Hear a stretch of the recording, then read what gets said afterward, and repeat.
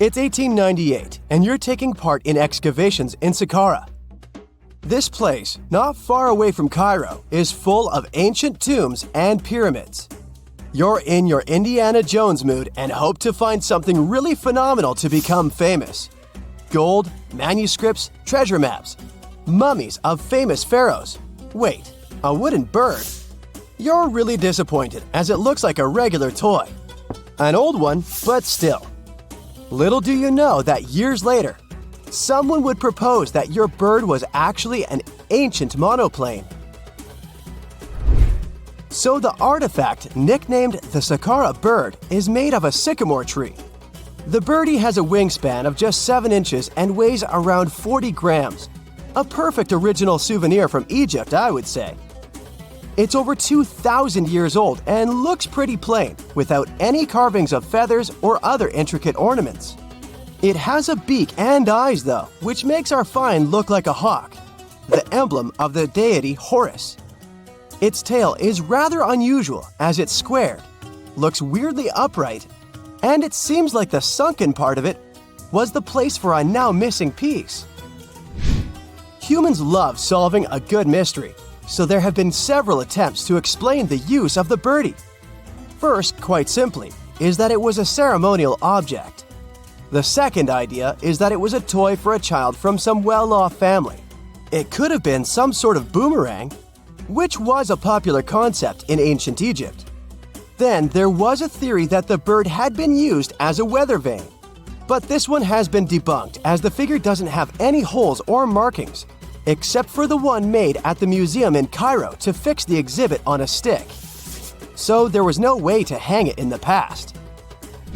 Almost a century after the bird was found, Egyptologist Dr. Khalil Masiha proposed a new theory that it could have been a model of a monoplane. He believed the bird was missing a horizontal tailplane. Otherwise, it had its wings set at a right angle, similar to that of modern planes. It could have worked to generate the aerodynamic lift necessary for flights. Dr. Masiha also claimed that it was common at that time to place miniature models of technological inventions in tombs. So, did the ancient Egyptians really invent the plane in 200 BCE? That would make the Wright brothers, who are considered the inventors of aviation, really upset. They made one of their first flights only in 1903.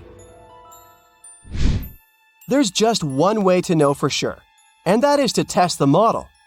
But you know, the ancient museum in Cairo would unlikely let one of their cherished exhibits fly around like a toy. That's why glider designer Martin Gregory built a similar model, this time of balsa wood, and concluded that even with the missing tailplane, the plane wasn't much of a flyer. Case solved? Not really. This didn't sound convincing enough to the History Channel, so they invited an aerodynamics expert to build another replica of the bird. He tested it in weather conditions similar to those in Egypt and was impressed with the little plane's abilities. So, if they did invent the prototype of a plane back in the times of pharaohs, it would be a good example of an oupart. That's an out-of-place artifact, an object that's way ahead of its time in terms of technology or history. And the Sakara bird isn't the only example of such a revolutionary concept. In 1901, a group of divers retrieved the Antikythera mechanism from an underwater shipwreck near the Greek island of Antikythera. It's been dubbed the world's first analog computer, and it's currently dated around 100 BCE. The bronze mechanism could tell the position of the sun, moon, planets, and stars, as well as the lunar phase, the dates of upcoming solar eclipses, and even the speed at which the moon moves through the sky. No one's sure who used it and how or where it was made, but it's obvious that it's extremely precise and way too advanced for its time. The first flushing toilets in the world were invented in the middle of the 20th century. Just kidding. The ancient Minoans on the Mediterranean island of Crete and the Indus Valley civilization both came up with this brilliant invention at the same time, around 4,000 years ago. The plumbing and sanitation were so well done that no one managed to design anything better until 2,000 years later. One ancient Minoan lavatory was discovered at the Palace of Knossos. It looks like it had a wooden seat set over a tunnel that directed water from a rooftop reservoir to an underground sewer. Other varieties got water from jugs. Only the super rich people could afford all this glory. So if you wanted to shop for real estate back then, the flushing toilet would be a telltale sign you were in the rich neighborhood. Automated doors became a cool, seemingly new invention back in 1931. But the technology behind them is actually much older. Think the 1st century CE old. Mathematician and engineer Heron of Alexandria came up with a hydraulic system to open and close temple doors. To bring it into action, you need to light a fire to produce heat. There was a brass pot under the fire, half filled with water. The inventor connected the brass pot to containers that acted as weights. When the fire was burning, the water moved into the containers. They went down and pulled the ropes. It was nothing like a supermarket door that opens in front of you before you even have time to think. Heron's door took hours to open, and there was no way to stop the process. That's why they only opened the doors once a day before people entered the temple, to add some mysticism at the temple during ceremonies. Spooky. Looks like the first ever battery was invented in Baghdad around 2,000 years ago. A German archaeologist found this oval-shaped clay jar in 1938. Scientists are still not sure what purpose it served and who exactly invented it. There is a theory that it was used for electroplating objects with precious metals. When they filled it with a weak acid like vinegar, the battery produced around 1 volt of electricity. Another theory says it was a vessel for sacred scrolls. Would you like to buy contact lenses designed by Leonardo da Vinci himself? In 1508, he invented a glass lens with a funnel on one side. You were supposed to wear it with water inside to improve your vision. Sounds a bit uncomfortable, doesn't it? So, around a century later, French scientist René Descartes decided to improve the idea and make the cornea contact the future lenses. Contacts because they contact your eyes, get it? The glass tube with liquid did help improve vision, but blinking was sadly impossible. 2.5 centuries later, new technologies in the glass industry let scientists design contacts that would fit in the eye and even let the wearer blink. Thanks, guys! Still, those lenses were made of heavy blown glass and didn't let the eye breathe. About 50 years later, contacts became plastic, lightweight, unbreakable, and scratch-resistant, but still covering the entire eye. And then, in 1948, an English optical technician accidentally sanded down a plastic lens and figured out they'd still be in place even if they covered only the cornea. Imagine you're living in 19th century London and need to send a message to New York. It would have taken about 10 days to get there by ship. So when delivery time went from days to hours in 1858, it was a true sensation. The first message was sent by Queen Victoria herself. It was all made possible thanks to the transatlantic telegraph cable, running under the ocean. Sadly, the new cool invention only lasted a few weeks. It took years to bring it back to life. When you hear the word mummy, you might get a chill down your spine. That's because most of us associate this word with those creepy characters we've seen in some scary movies. But in reality, mummies have helped us understand a lot about ancient civilizations, their rulers, and about how people used to deal with losing their loved ones. The people most famous worldwide for their mummies are the ancient Egyptians. They believed that some sort of existence after passing away was possible, if certain conditions were met.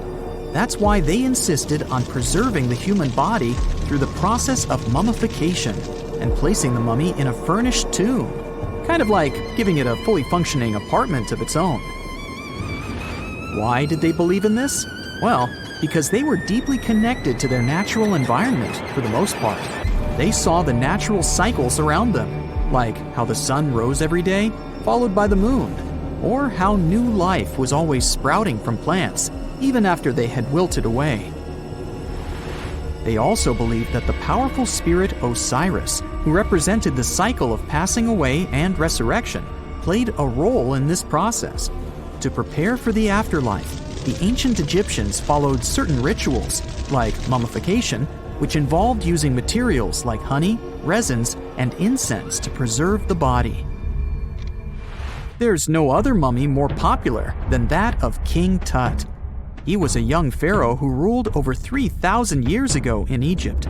The problem with discovering ancient royal tombs is that most of such burial sites were previously robbed. People knew ancient rulers had been left with many valuable belongings, so those locations became vulnerable to thieves.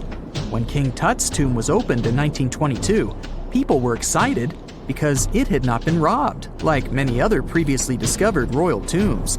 That's how well hidden it was. Inside, his mummy was encapsulated in a total of 3 coffins, including one made of gold.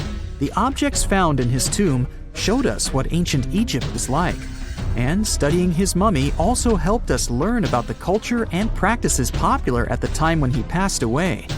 We also learned about his family by looking at his DNA. Scientists were able to discover that he had had a disease called malaria and a problem with his foot that might have made it hard for him to walk.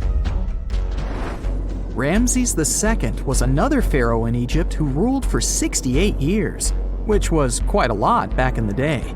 He was known for his expansion campaigns and building projects.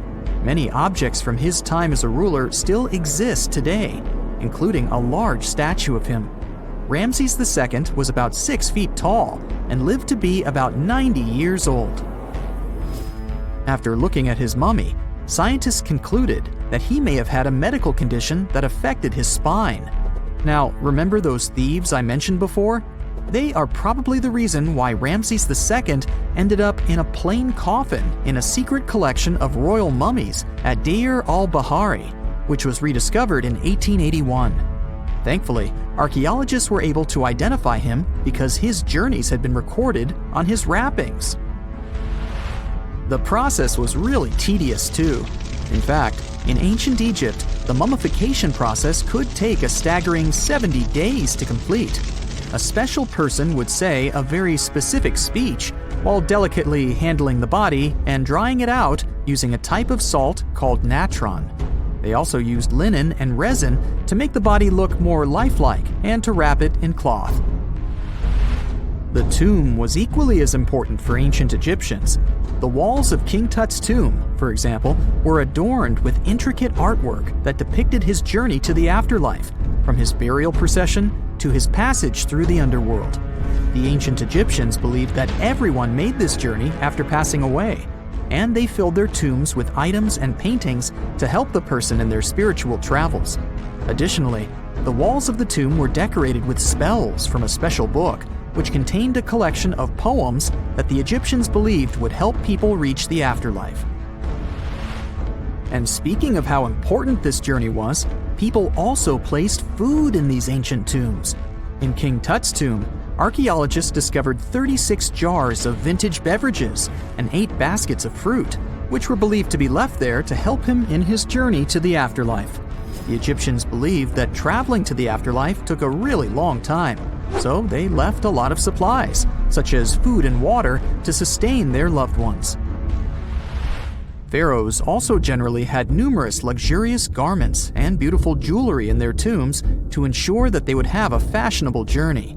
These items included various types of linen clothing, such as tunics, scarves, gloves, and headdresses, as well as a lot of gold jewelry with precious stones, like bracelets, buckles, pendants, necklaces, rings, and even precious depictions of insects for protection. Some were also deposited with fans made from ivory and ostrich feathers to keep them cool in the afterlife. Some ancient rulers were even placed in their forever apartments along with boats. For example, Pharaoh Khufu built the Great Pyramid at Giza as his tomb, and a large ship was found inside. King Tut, however, was buried with multiple boat paddles, but no actual boat. Instead, He had 3 chariots and numerous walking sticks made of precious materials, perhaps indicating he'd rather travel to the beyond by land, not by water. Amongst the most interesting objects found near ancient mummies are bottles of oils and perfumes. If rulers were supposed to be fashionable, why not smell nice too, right?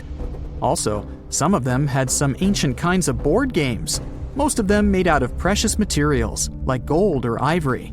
One of those games was called Zayet. It was very popular amongst the ancient Egyptians and very similar to modern-day chess. The ancient Egyptians may have the most famous mummies out there, but they weren't the first to invent the procedure. In fact, it all started in South America with an ancient civilization named the Chinchorro. As far as we know today, these people were the first to mummify their loved ones that had passed away. They did it somewhere around 2,000 years before the Egyptians started their own rituals. Sure, we can tell a lot about ancient rulers by studying these mummies, but until recently, we had no idea what they really looked like during their lifetime. Not so long ago, though, some very special mummy paintings were found by archaeologists studying ancient Egyptian objects. These mummy portraits are highly detailed paintings of individuals that were made while they were still alive. Such paintings were often painted on wood, as opposed to the classical portraits we all know about, which are painted on canvas. They are known for their realism and beauty, and have even been used by researchers to diagnose diseases by comparing them to the corresponding mummies. Some of these portraits also include depictions of jewelry, which was later found on the mummies. The recent discovery of these mummy portraits in Central Egypt is significant, as it marks the first time in over a century that such paintings have been found.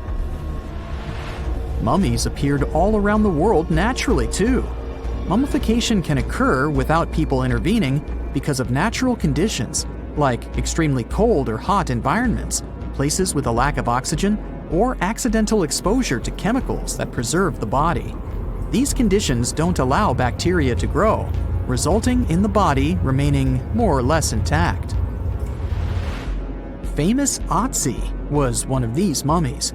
We know today he was a man who lived around 5,000 years ago in Europe.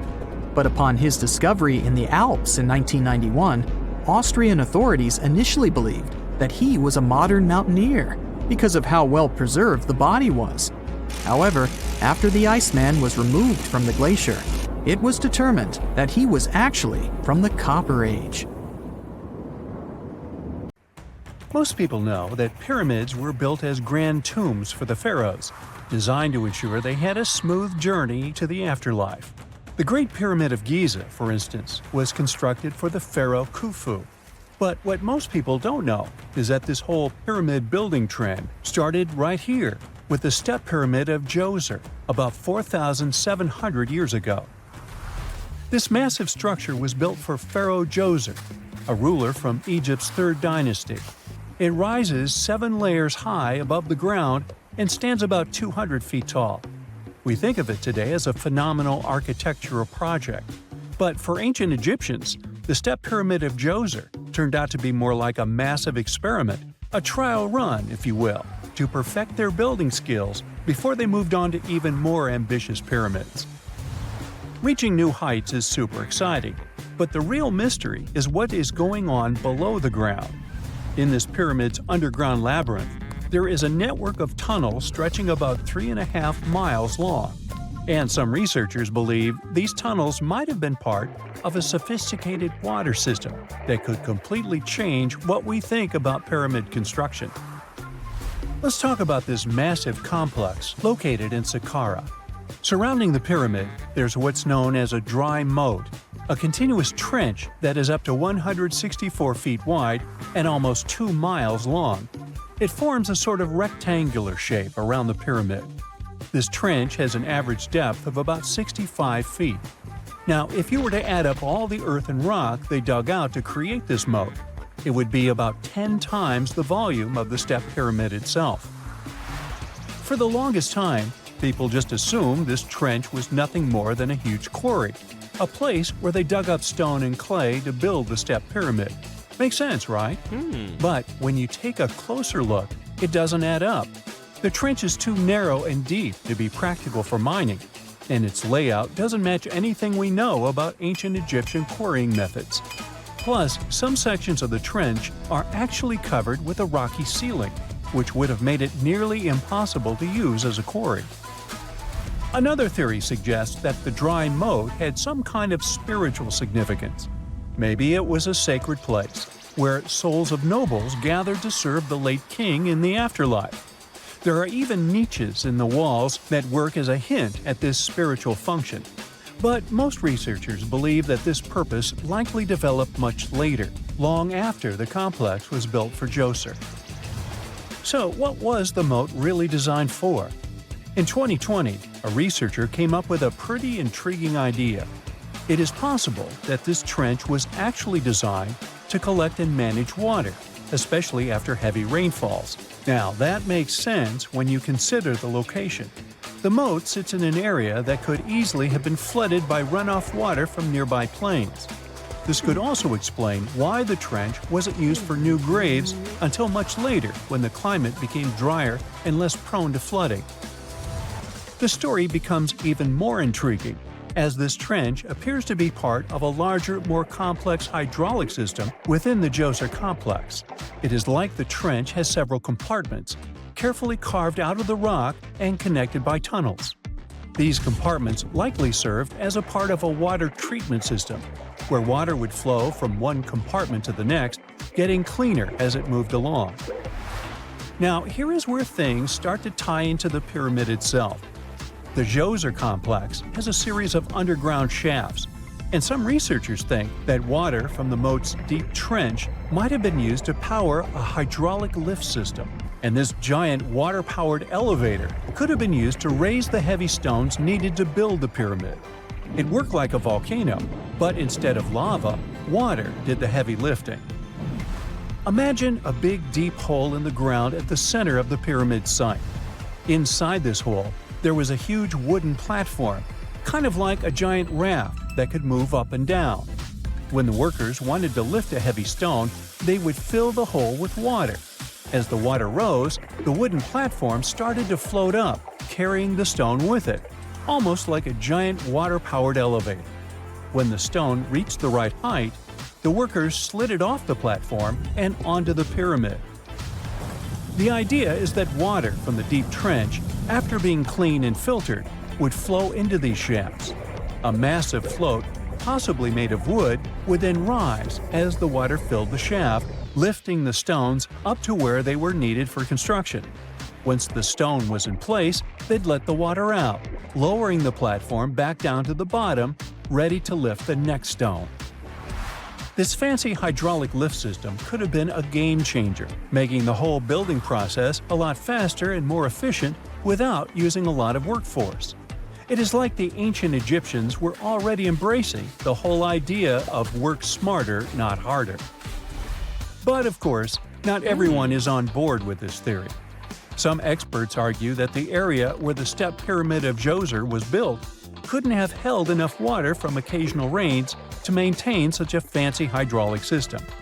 The main theory suggests that, in the past, there might have been some kind of lake nearby that would have filled up after a period of rain, and this lake could have supplied water to the complex's hydraulic system.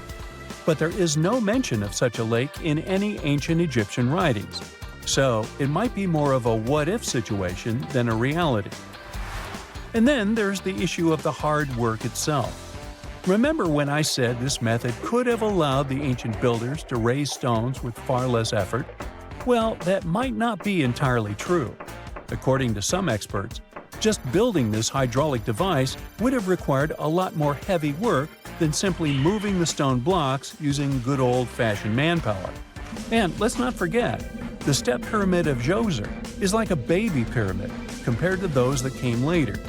The stones used for Djoser's pyramid weighed, on average, about 660 pounds each, which is nothing compared to the more than 2.5-ton blocks used later for the pyramid of Chephren. If this cool water lift theory gets completely ruled out, we still need to explain how this pyramid was built in the first place. To answer that, we need to rewind a bit and talk about the original plans. See, before Djoser's tomb became a pyramid, the idea was to construct a simple mastaba. This type of tomb was pretty common in earlier periods, a flat-roofed, rectangular structure with sloping sides. But after the original mastaba was finished, they decided to expand it a bit by adding more layers on top. And then they added even more layers, until the construction reached 6 distinctive steps, each one smaller than the previous. And they probably did all this by raising those heavy stones using ramps, not a water-powered elevator. There is still so much we don't know about the step pyramid of Djoser. More research is definitely needed to fully understand how this system worked, or if it even existed at all. But the idea of using water to help build the pyramid adds a whole new layer to our understanding of ancient Egyptian engineering. It's a powerful reminder of just how clever and resourceful those builders were, using the natural landscape and the power of water to create one of the most iconic monuments in history. If there's a question that still baffles archaeologists to this day, it's this one. How did the ancient Egyptians build those magnificent pyramids? As far as we know today, their resources were quite limited, especially in terms of tools and building materials. We still don't have a fully satisfying answer, but hey, we've got some pretty amazing theories worth considering. The leading contender among these theories involves the clever Egyptians employing a sneaky strategy. Now picture this. They constructed a slanted and curving mound made of bricks, earth, and sand encircling the pyramid to be. As the pyramid grew taller and taller, they simply increased the height and length of this wacky structure. It's like they were playing an ancient game of Jenga. Now, how did they get those massive stone blocks up there? Well, according to the legendary ancient Greek historian Herodotus, they used sleds, rollers, and levers. It sounds like they turned construction into a supersized game of tug-of-war. And guess what? Herodotus also claimed that the Great Pyramid, the one from Giza, the granddaddy of them all, took a whopping 20 years to build. There's more. Herodotus also dropped a mind-boggling number on us. 100,000 men were supposedly involved in this pyramid extravaganza. Did they hire the entire Egyptian population? Well, it might not be as far-fetched as it sounds. These men were probably mostly farmers, so they probably focused on the pyramids when there wasn't much work to be done in the fields. Like during the flood season of the Nile River. Obviously, specialists in the archaeological community had something to add to this theory. By the late 20th century, they discovered some evidence that suggests the workforce might have been smaller and more permanent than previously thought. Instead of a massive army of 100,000 pyramid builders, they proposed that a modest crew of around 20,000 workers, accompanied by support personnel like bakers, physicians, and even spiritual leaders, could have gotten the job done. There was also this theory that claimed that the pyramids were actually built from the top downward. It suggested that these colossal structures were nothing more than isolated hills used as quarries. The stones were supposedly drawn from these hills, and over time, competing engineers took charge and transformed them into the iconic pyramids we know today. Now, before you dismiss this theory as a wild fantasy, some folks thought it wasn't completely crazy. After all, there are instances where isolated hills exist, so maybe this theory had a tiny glimmer of truth. Whether it involved ramp building or ingenious work schedules, one thing is clear. Those pyramids have definitely left their mark on history and on our imaginations. Now, speaking of ancient Egyptian mysteries, there's this gigantic unfinished obelisk sitting in ancient Egypt, and scientists are trying to figure out how it was shaped. Now, some people suggest that our industrious ancestors used handheld pounders to get the job done. One expert has a different take on the matter, though. He argues that if we take a closer look at the pattern left behind by the shaping tool, we'll notice something peculiar.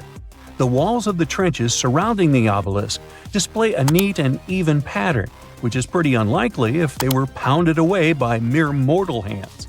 According to this expert, those horizontal striations are usually the result of a tool that takes breaks while removing material, leaving its mark on the surface.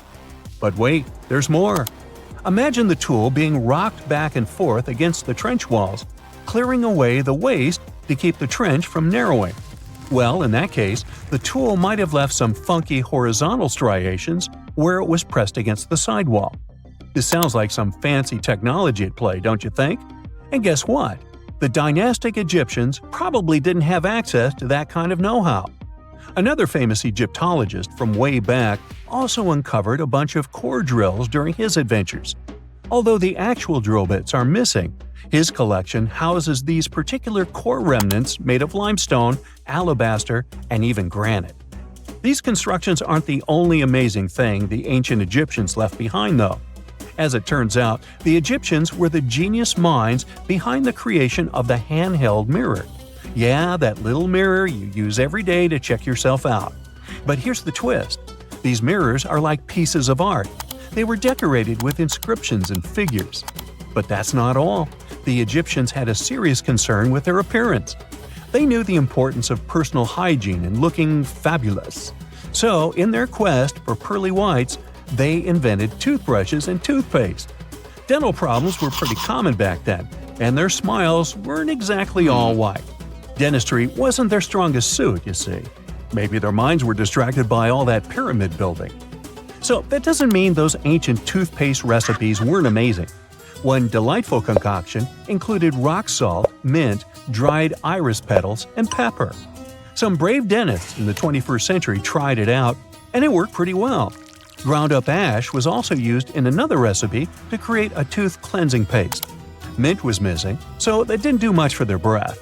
That's when the genius Egyptians came up with the world's first breath mints. They made tablets from heated spices like cinnamon, and they mixed it with honey. Now, let's shift gears to home decor, Egyptian style. They surely took ornamentation to the next level. While the concept of decorating furniture started in Mesopotamia, the Egyptians cranked it up a notch. They went all out with different colors of ink and even developed various weights of paper. Oh, and let's not forget about those cute little area rugs we all have in our homes today. Guess who came up with the idea? Yep, the Egyptians. They used the versatile papyrus plant to make those cozy rugs. And speaking of trends, the Egyptians loved their knickknacks. They had an assortment of small figurines in the shapes of cats, dogs, and people. These statues were made from various materials, like simple sun-dried mud to the ultimate bling of gold. It all depended on how loaded you were. The Egyptians were also all about farming, and they knew that clean water was crucial for their crops and animals. That's why they came up with some nifty inventions and techniques to make sure their land was fertile and their plants were happy. First off, they had the genius idea of using ox-drawn plows. They had two types of plows, heavy and light. The heavy plow would strut its stuff, cutting deep furrows in the soil, while the lighter plow followed behind, fluffing up the earth. But they didn't stop there. After plowing, the Egyptians would break up clumps of soil and sow the rows with seeds. To give those seeds a good old squish into the furrows, they'd march their livestock across the field, effectively closing up the furrows. But hey, all that hard work would be pointless if their seeds were as dry as the Sahara. That's where irrigation comes into play. The Egyptians were so good at it that other cultures, like the Greeks and Romans, couldn't help but copy their techniques. Now let's switch gears and talk about the marvelous architecture of ancient Egypt. These folks weren't just skilled farmers, they were also architectural maestros.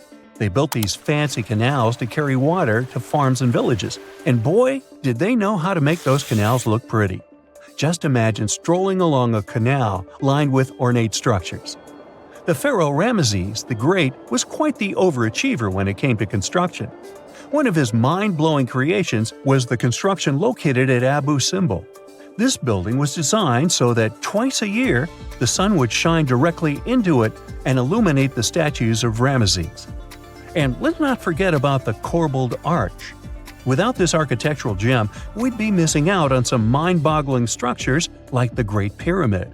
The Egyptians knew how to make things stand tall and proud, thanks to their engineering and construction wizardry. They built grand halls and inner sanctums that make your jaw drop. And some of these temples doubled as astronomical observatories. In 1850, French scientist Auguste Mariette went to Egypt looking for manuscripts.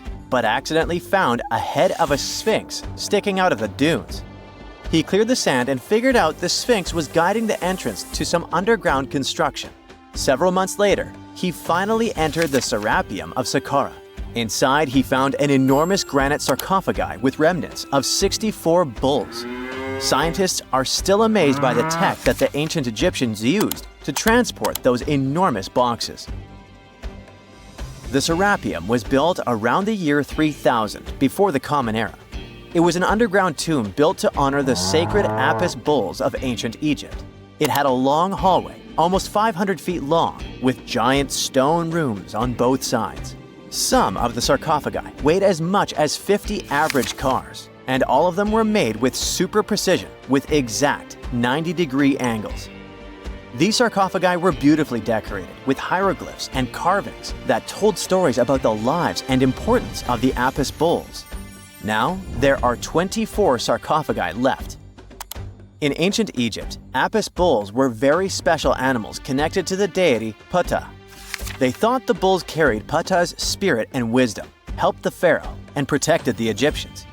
Priests looked for special markings on young bulls to find Apis bulls. It could be a white triangle on its forehead, which symbolized divine light, a shape on its back like a vulture's wing, and a scarab shape under its tongue, which stood for rebirth. If a bull had these signs, they believed it was chosen by Ptah and treated it like royalty.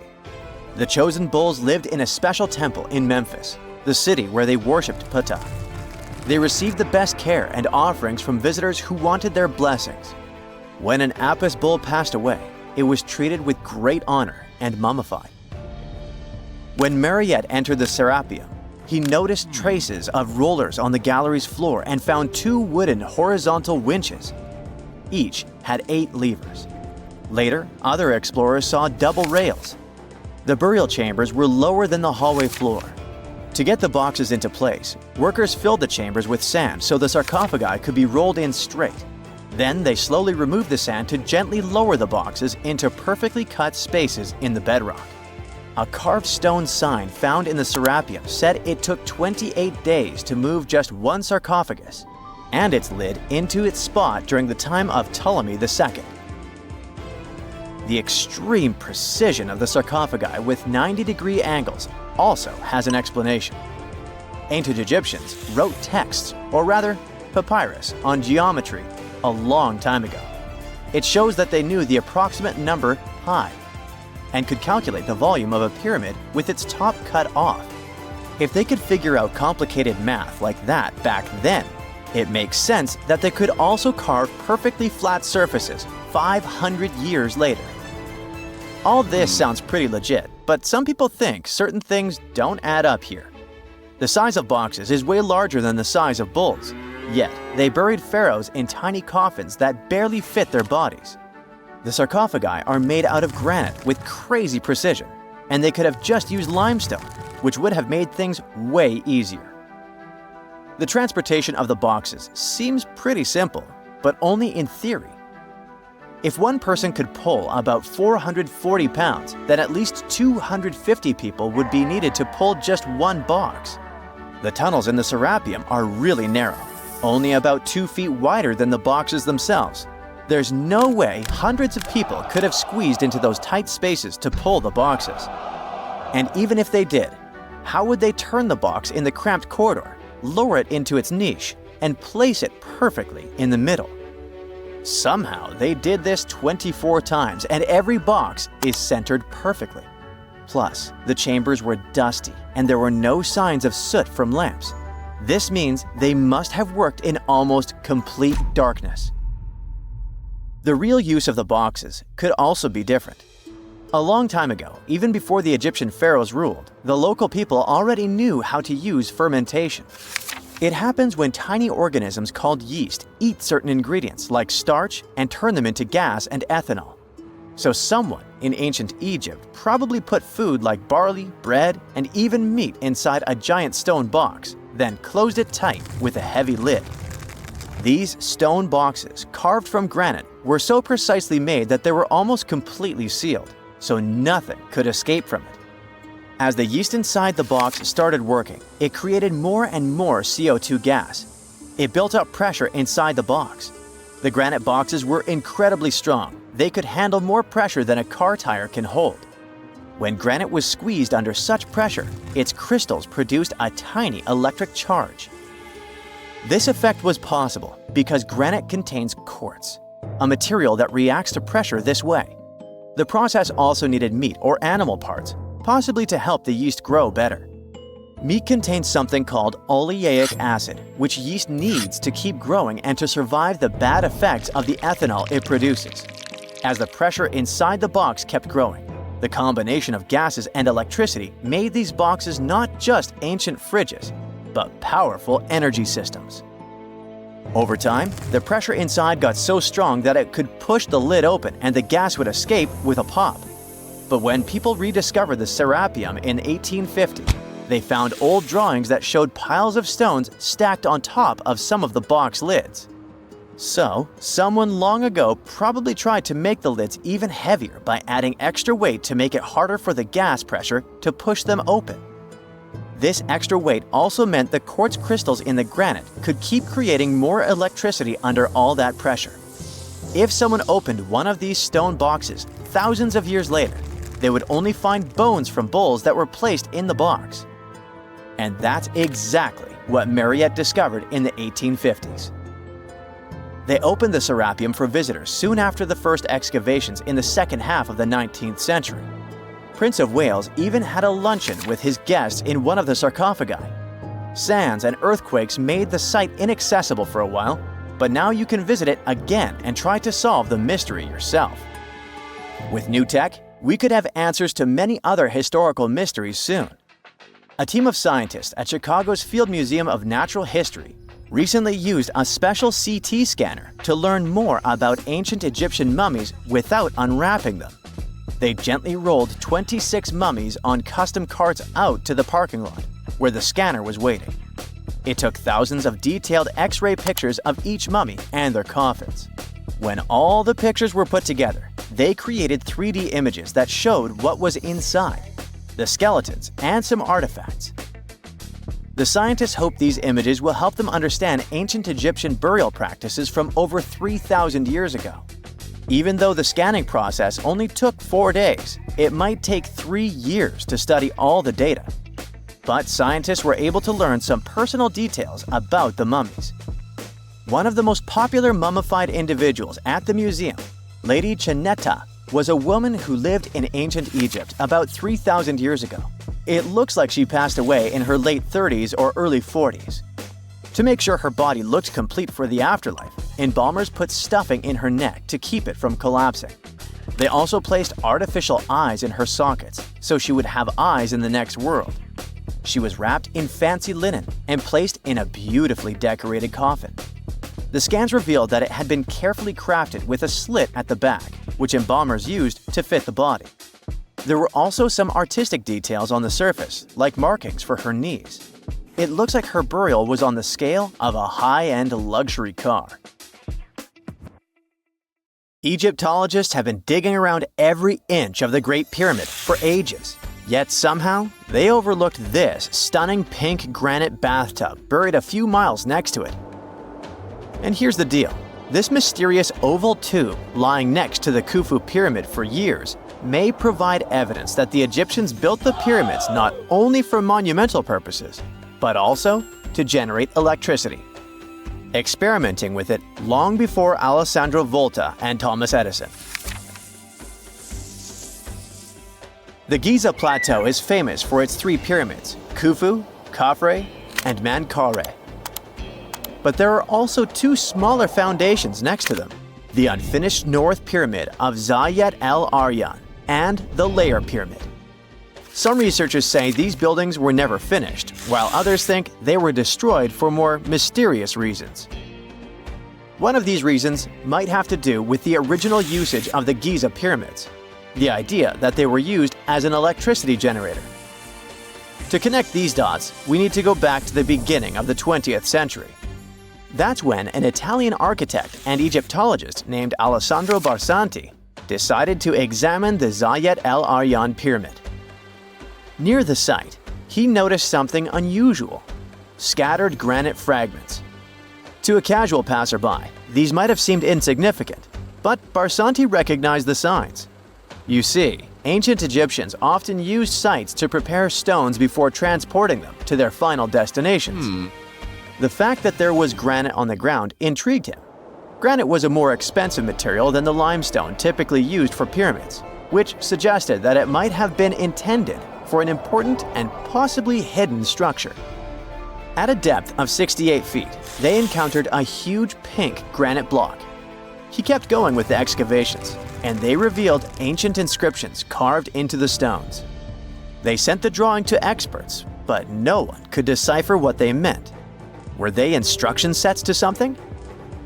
That's when Barsanti made his biggest discovery.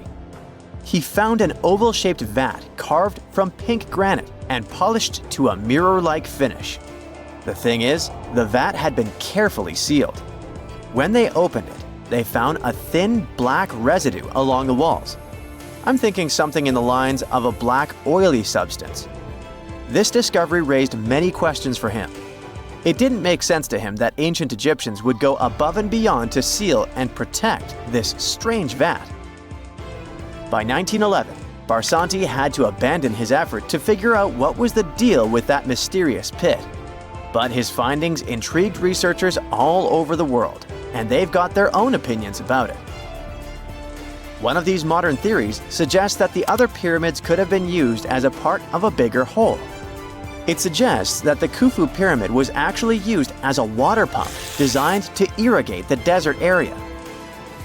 Apparently, the pyramid's internal chambers would function as a hydraulic system. In the 1990s, an engineer took this theory seriously and studied the pyramid's subterranean chamber. Surprisingly, he found actual signs of water damage. Apparently, the pyramid generated powerful compression waves, aka pulses, that could create electricity. This raised an important question. Could the ancient Egyptians have used the pyramids as a generator in order to produce electricity? On paper, that was proven to be possible. But hey, agreeing on the original use of the pyramids is probably one of the most difficult things in the world. So, we're still not 100% sure about this. Apart from that, Egypt is a playground for important discoveries regarding humanity's past. I mean, scientists have just discovered what looks like a cosmic command center, similar to that room from the Doctor Strange movies. They discovered an L-shaped astronomical observatory, measuring around 9,000 square feet, dating back to the 6th century BCE. Definitely the first and largest of its kind from that era. The mud brick structure housed tools used for calculating dates related to ancient Egyptian rites, royal coronations, and agricultural plans. This observatory is located in the archaeological site known as the Temple of Futo, just 50 miles east of Alexandria. It's pretty impressive. The structure was designed so that you'd get inside the room through an east-facing entrance. This way, you'd get to see the sunrise. Once inside, you'd find a pretty huge shadow clock, used to tell time by tracking the movement of shadows inside the room. This variant of a sundial clock was nearly 16 feet long. That was quite an exciting discovery. Another interesting one was that scientists and Egyptologists have discovered the first ever pregnant mummy. Now, even if we know quite a lot about mummification processes, we keep making discoveries that open new doors into the lives of ancient Egyptians. It took so long for someone to find out this mummy was expecting at the time she was embalmed because she was placed in a male's coffin. More specifically, a male priest. Historians say that during the 19th century, a lot of traders mixed coffins up in order to sell them. Yes, that means they opened them and switched mummies to please their buyers. It was a complete surprise because they were hoping to study more about ancient health issues when they opened this coffin up. But they had another special research on their hands: prenatal practices in ancient Egypt. This mummified woman who lived about 2,000 years ago was from 20 to 30 years old when she passed away. She was found in Thebes, and her remains were incredibly well preserved.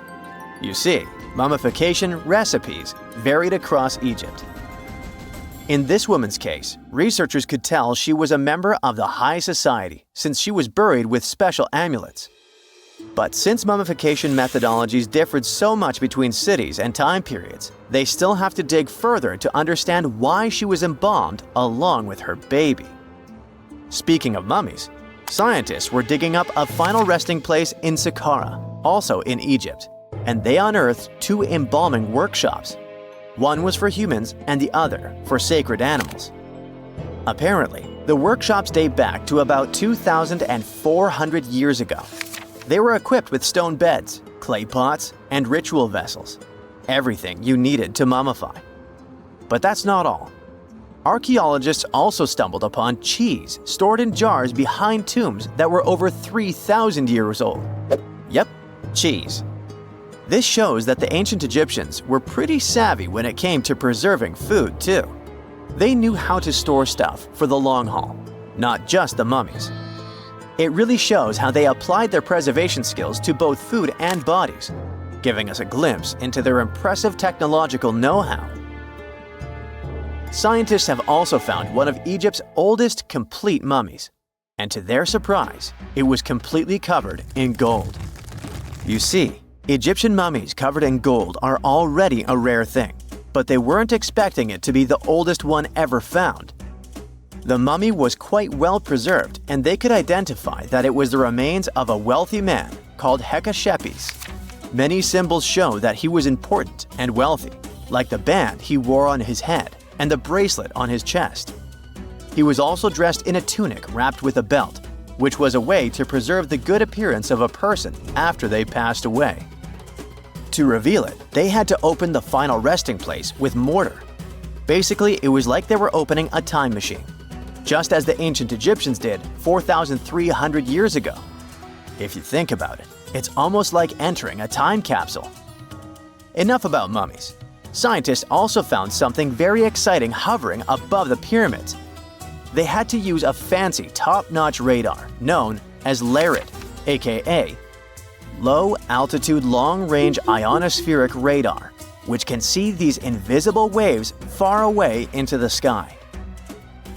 LARID helped them discover giant plasma bubbles floating in the air above the pyramids.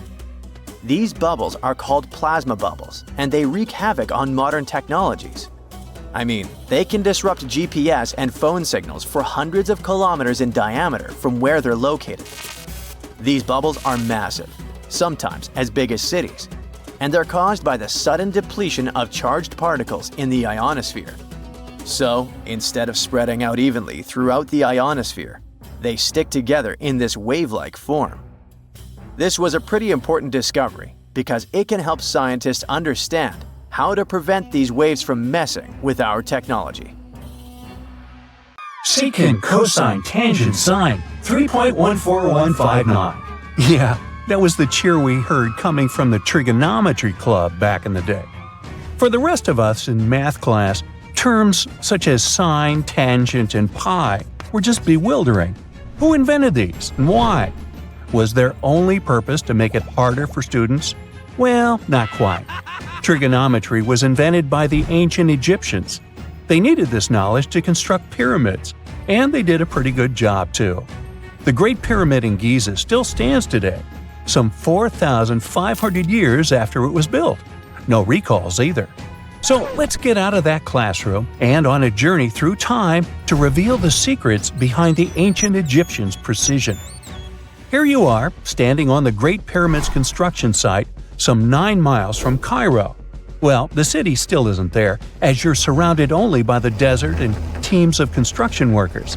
They're transporting large stone blocks weighing 2.5 tons each. They're inside a wooden sled that sits on large rollers. A crew of 8 men rolls these blocks along the ground. You immediately think of the rollers on a supermarket cash register.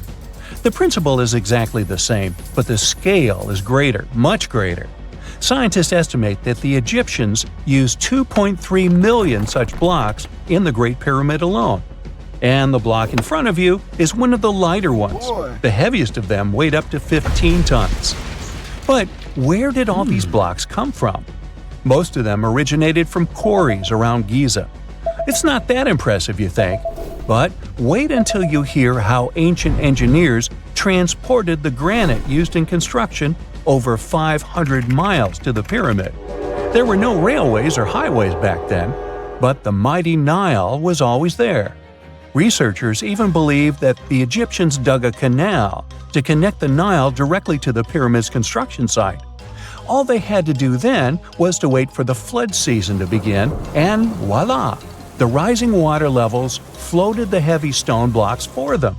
But how did they lift the enormous stones on dry land to stack them up to the top? Did they use oversized cranes? Well, ancient Egyptians worked around this problem, literally speaking. One of the workers is now pointing to the giant ramp going around the pyramid they're building. This is how a mountain road zigzags its way to the top. If the ramp went directly to the top of the pyramid, then workers couldn't pull the stone blocks along it. It would be too steep. Scientists have calculated that 8% could be the maximum incline. So ancient Egyptians just extended the ramp around the pyramid. Again, these are all theories, as the ramp could have been inside the pyramid, as some researchers suggest. The exact building method is still a mystery, guarded by the Sphinx. That's its real name, right? Wrong. As the Great Sphinx is just the statue's alias. You know, the name writers take when they want to hide their true identity, or a singer's stage name. The Sphinx's real name, translated from Egyptian, means Horus in the horizon. That was the name for the Egyptian deity of the sky. The trail of mystery doesn't end there. As a man walks past you with a bucket of paint, he's going to add a touch of color to the Great Sphinx. Researchers found specks of this red color next to its ear. That was some strong paint, as it survived for thousands of years. You are now standing straight in front of the Sphinx. You look up. It's very tall, right? 66 feet to be precise. Now resist the urge to take a selfie. You can do it. Now you notice something else. It looks like the Sphinx is in the center of a giant triangle in the back. That's one side of the Great Pyramid. And no, your eyes are not playing tricks on you. The Sphinx really does sit in the center of the pyramid's lateral face. Here's where math comes in handy. A pyramid has 4 sides, called lateral faces. There's also a 5th face, the base, but that's not visible. It's, wait for it, face down. The Sphinx has one last mystery to reveal: its age.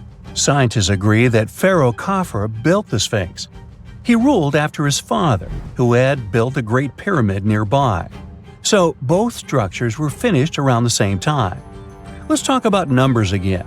You've heard of Cleopatra, the Egyptian princess described as a woman of great beauty. Hello? She saw the pyramids, but she lived closer to the time of the first iPhone than the time of the people who built the pyramids. Fascinating, right? You can see thousands of people around you. They're working hard to build the pharaoh's tomb. But how many of them are there exactly? One Greek philosopher estimated there were as many as 100,000 workers. Seems like an okay number for such an enormous structure, but it can't be true. Science simply can't back up this number. Egyptologists put the total number of workers at 30,000.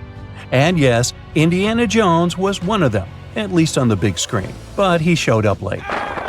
Egyptologists know a lot about the pyramids, but not everything. Not because they don't want to, but because they haven't yet dug up enough evidence. They can only guess how the building process went. First, engineers would arrive to choose the right spot and do the necessary measurements. That's why they needed all that complicated math. Then, it's time for sourcing the material, the large stone blocks I mentioned earlier. When boats deliver them to the site of the future pyramid, workers can finally do their thing. They operated in smaller groups, but there were at least 2,000 of them chiseling and carving away at any given time. Sounds like a typical construction site today? Well, that's because it is, just thousands of years ago. It's amazing what ancient Egyptians were able to achieve with just copper and stone tools. The pyramid is now complete in front of you. But is it the same pyramid we see today? Why is this structure shining bright in the desert sun? Isn't it supposed to be a dusty yellow color? Well, no. Human activity and the elements have completely stripped the outer layer of stones over time. Expert craftspeople polished these blocks using nothing but stone and sand. The end result was a smooth and shiny rock. On the day it was completed, the Great Pyramid of Giza was a perfect triangle of light. Its polished sides acted like giant mirrors, reflecting the powerful Egyptian sun. This is the point where you should put your glasses on, and that shiny thing you see at the pyramid's very top is actually gold. The capstone at the top of the pyramid is called a pyramidion. It was covered in sheets of gold. As you can guess, these were the first stones to disappear. Let's make another stop before we get you back to your classroom. We travel to the British Isles, and no, Stonehenge isn't our destination. It is Newgrange in County Meath. Scientists estimate that the ancient peoples of Ireland built this stone monument around the year 3200 BCE. This makes it older than both Stonehenge and the Great Pyramid in Giza. The function of the circular mound in Newgrange is the same as the one of the Great Pyramid and equally mysterious. The estimated amount of loose stone present in the valley is over 220,000 tons. And it's not just randomly thrown on a pile. The order in which the stones are set makes the structure water-resistant. That would explain how Newgrange had survived for so long. Kinda makes you want to splash out the cash for that waterproof phone case, huh? Well, you're back in your school desk, but today's math lecture is the last thing on your mind. You're thinking about how great the Egyptian pyramids are, and if we have something similar today. It turns out modern engineers are just as impressed with the Great Pyramid as you are. There's a glass pyramid sitting in the main courtyard of the famous Louvre Museum in Paris. The panorama of San Francisco wouldn't be complete without the 48-story Transamerica Pyramid. But Las Vegas went the furthest. There we find the Luxor Hotel. It's so big that it's the third largest pyramid on the planet. And guess what's in front of it? Yup, a replica of the Sphinx. It's 110 feet tall, 2 stories higher than the one in Giza. Yeah, everything's bigger in Vegas. What is a boat doing in the middle of a desert? You would expect to find a seagoing vessel closer to shore. This is the question archaeologists had been asking for decades. In 1988, there was a storm near one of the most important archaeological sites in ancient Egypt. A wooden structure emerged from the sand. It was hollowed out by termites. Scientists were determined to solve its mystery. In 2000, they began excavating the site near Abydos, Ubidos. An American team of experts soon discovered a boat that was 70 feet long, and it wasn't alone. In total, there were 14 boats neatly resting next to each other. It was impossible to completely dig out the boats because of their poor condition. Luckily, the wood was preserved enough to get a sample. Analyses revealed that the boats were around 5,000 years old, the oldest fleet in human history to this date. The time of their construction predates the pyramids at Giza by half a millennium. Each ship of the fleet rested in a vault that matched its dimensions. The room was roughly a third of the size of a tennis court. It had mud brick walls that featured more than 120 drawings of boats. Ancient Egyptians incised them on whitewashed walls that were excellently preserved. Scientists have known about these mysterious chambers for well over a century. 1901, 1902. A British archaeologist, Arthur Weigel, stumbled upon a strange structure west of the River Nile. His team caught a glimpse of the interior walls. Sadly, a section of the roof collapsed, so they had to call off further exploration. Researchers abandoned the site, but its location remained on the maps. The boat's position first led scientists to think that they rested on a bank of the mighty Nile. But there was a problem with this theory. Today, the river flows almost 7 miles west of Abydos. Further studies of the surrounding terrain showed the Nile didn't change its course throughout history. Also, if the boats floated near a dock, they would be in unstable positions. The 14 vessels at Abydos were perfectly parallel to each other. There was only one conclusion possible. Someone had deliberately placed them like that. They must have gone through a lot of effort. Each boat had enough room for up to 30 rowers. These vessels could really float. They weren't models, but scholars still don't know if they actually sailed any body of water in ancient Egypt. This doesn't diminish the importance of the find. Previously, archaeologists found only small-scale models. In King Tut's tomb alone, there were 35 boat models. For a long time, these figurines were the only clues as to how ancient Egyptian vessels looked like. The boat's design confirms that they were the real deal. They are the earliest surviving examples of something called built boats. Ancient people constructed primitive vessels by hollowing out large tree trunks. The alternative was reed that was tied together to form a raft. The boats at Abydos had planks tied together. This was a major breakthrough in shipbuilding. During their lifetime, the boats must have seemed impressive. Timber was a valuable commodity at the time. There was no wood in the desert. Cedar had to be imported from Lebanon. The only person who could afford such luxury was the pharaoh. Studying the area around the ancient fleet provided more answers. Scientists discovered a mud brick structure where Egyptians worshipped the pharaoh. Its approximate date of construction matches that of the wooden boats. The same bricks out of which this building was made were used to encase the fleet. At the time of their construction, the rooms they were stored in had a ceiling. That's the section that archaeologists stumbled upon in the early 20th century. Just like mummies and coffins, these marvelous ships rested inside splendid vaults. The exterior of these rooms was also impressive. The outer walls originally had a plaster of white limestone. It reflected sunlight. In the desert sun, the structure housing the boats must have shone from miles away. Ancient Egyptian builders used the same technique to cover the pyramids 500 years later. Today, their surface looks jagged, but it wasn't always like this. When they were constructed, the pyramids had a top layer of fine white limestone. Their surface was smooth and it gleamed in the sunlight. Instead of stairs, the outer layer of the pyramids was more of a sleek ramp. Archaeologists were left with one final question. Which pharaoh owned the fleet? The answer lay just a mile from the site. This is where the tomb of a pharaoh from the 5th dynasty rested, King Senwosret III. Its time and style of construction matched the ones of the chambers with boats. The very end of his rule might explain how the boats ended up in the middle of the desert. The pharaoh probably passed away in northern Egypt. Then his body was transported down the Nile to Abydos in a marvelous procession of decorated boats. The vessels were later lowered to chambers near the final resting place of their owner. This had a symbolic meaning. In the ancient Egyptians' belief system, ships played a key role. Their supreme deity was Ra. He traveled through the sky during the day in the form of the sun.